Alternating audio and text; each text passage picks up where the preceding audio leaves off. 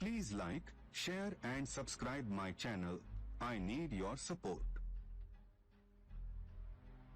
I have been asked to say something about the practical position of the Vedanta philosophy.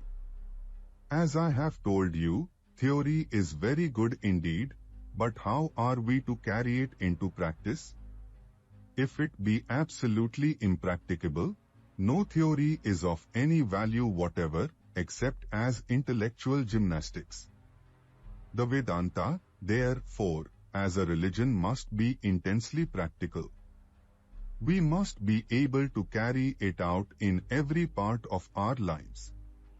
And not only this, the fictitious differentiation between religion and the life of the world must vanish, for the Vedanta teaches oneness 5-one life throughout.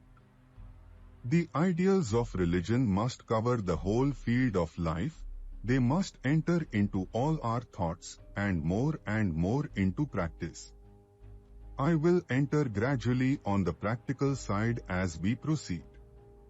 But this series of lectures is intended to be a basis, and so we must first apply ourselves to theories and understand how they are worked out, proceeding from forest caves to busy streets and cities, and one peculiar feature we find is that many of these thoughts have been the outcome, not of retirement into forests, but have emanated from persons whom we expect to lead the busiest lives, from ruling monarchs. Shvetketu was the son of Aruni, a sage, most probably a recluse. He was brought up in the forest, but he went to the city of the Panchalas and appeared at the court of the king, Pravhana Javali.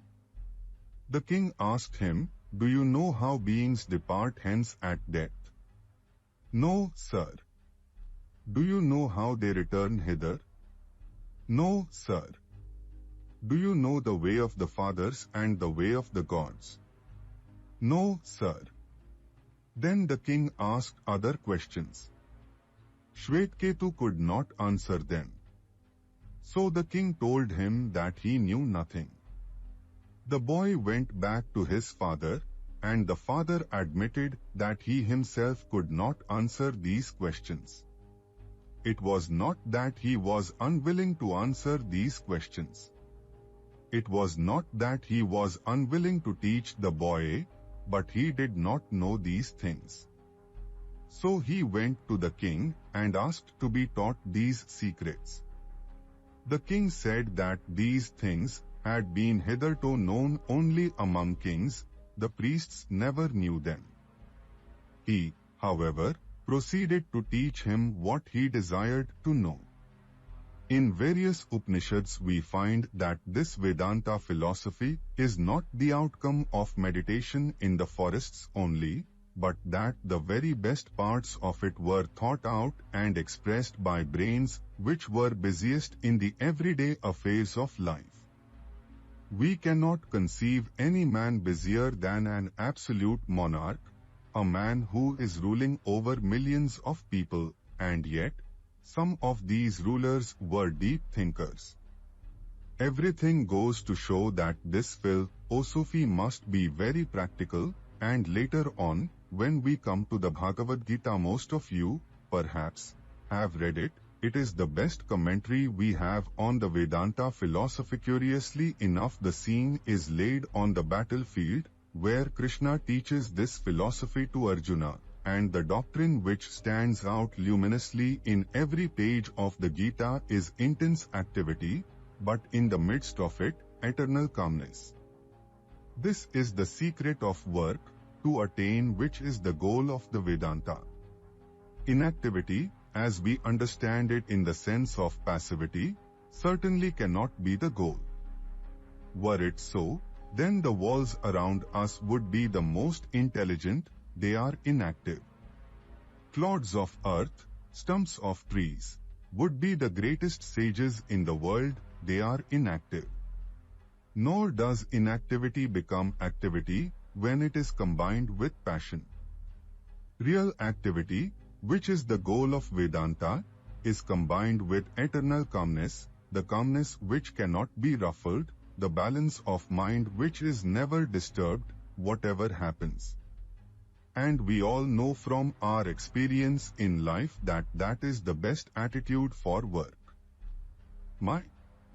I have been asked many times how we can work if we do not have the passion which we generally feel for work. I also thought in that way years ago, but as I am growing older, getting more experience, I find it is not true. The less passion there is, the better we work, the calmer we are, the better for us, and the more the amount of work we can do. When we let loose our feelings, we waste so much energy, shatter our nerves, disturb our minds, and accomplish very little work.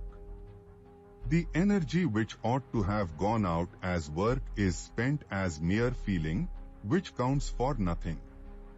It is only when the mind is very calm and collected that the whole of its energy is spent in doing good work.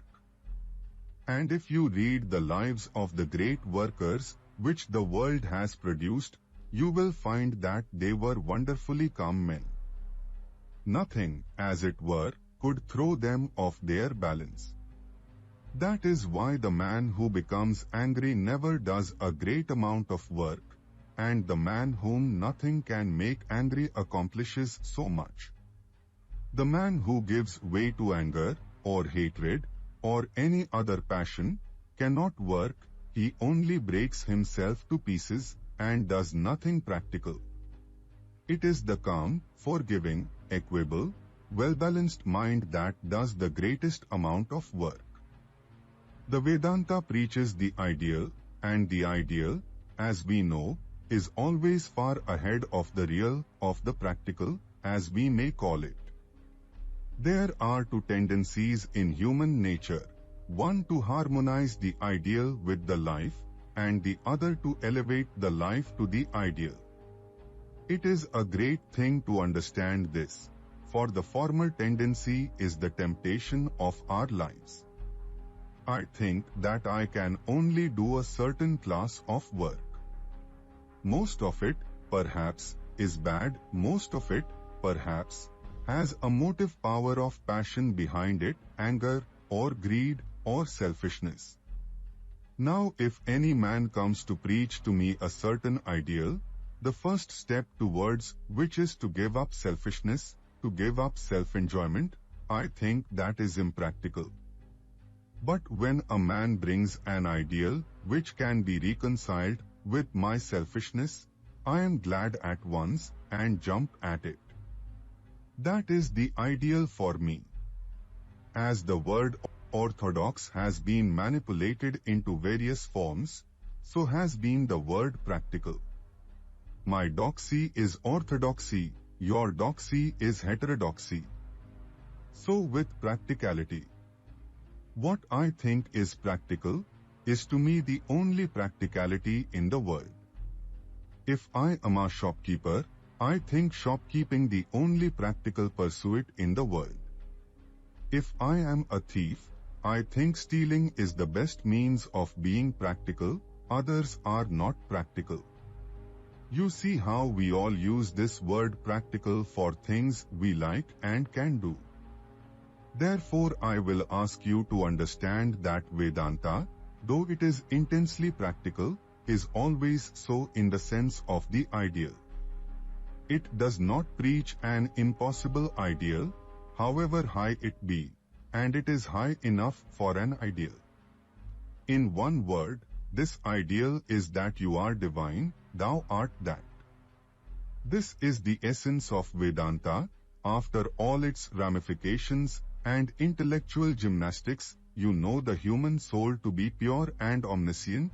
You see that such superstitions as birth and death would be entire nonsense when spoken of in connection with the soul. The soul was never born and will never die, and all these ideas that we are going to die and are afraid to die are mere superstitions.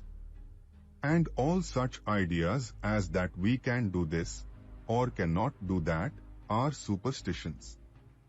We can do everything. The Vedanta teaches men to have faith in themselves first.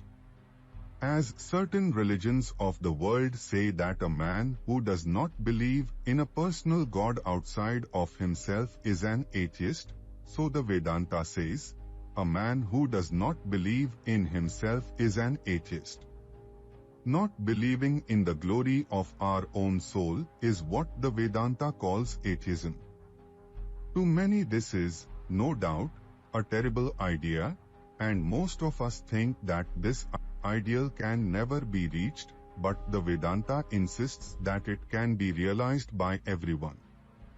There is neither man nor woman nor child, nor difference of race or sex, nor anything that stands as a bar to the realization of the ideal, because Vedanta shows that it is realized already, it is already there. All the powers in the universe are already ours. It is we who have put our hands before our eyes and cry that it is dark. Know that there is no darkness around us. Take the hands away and there is the light which was from the beginning. Darkness never existed, weakness never existed. We who are fools cry that we are weak, we who are fools cry that we are impure. Thus Vedanta not only insists that the ideal is practical, but that it has been so all the time, and this ideal, this reality, is our own nature. Everything else that you see is false, untrue.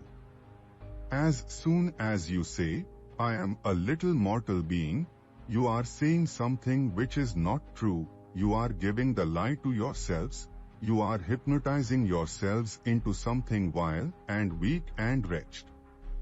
The Vedanta recognizes no sin, it only recognizes error. And the greatest error, says the Vedanta, is to say that you are weak, that you are a sinner, a miserable creature, and that you have no power and you cannot do this and that.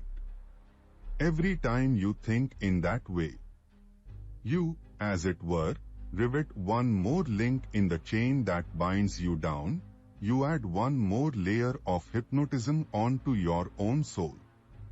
Therefore, whosoever thinks he is weak is wrong, whosoever thinks he is impure is wrong, and is throwing a bad thought into the world.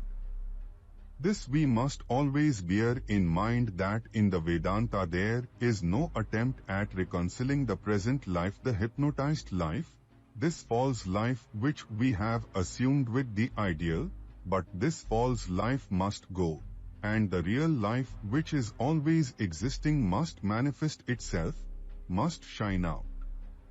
No man becomes purer and purer, it is a matter of greater manifestation. The veil drops away, and the native purity of the soul begins to manifest itself. Everything is ours already, infinite purity, freedom, love, and power. The Vedanta also says that not only can this be realized in the depths of forests or caves, but by men in all possible conditions of life.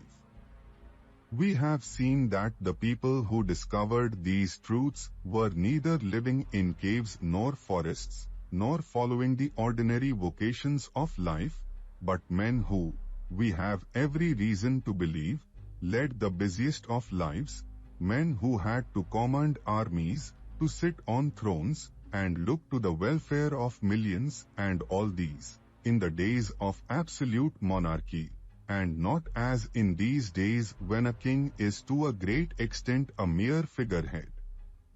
Yet they could find time to think out all these thoughts, to realize them, and to teach them to humanity.